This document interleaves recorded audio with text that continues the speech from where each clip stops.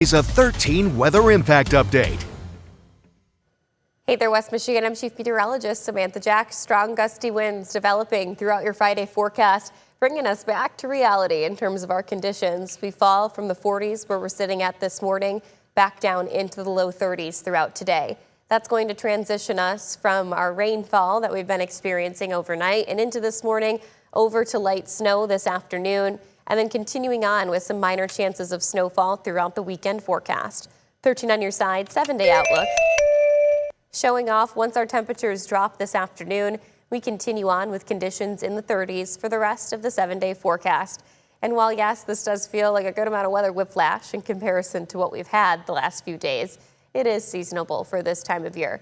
And our snowfall chances remain relatively minor, less than an inch expected.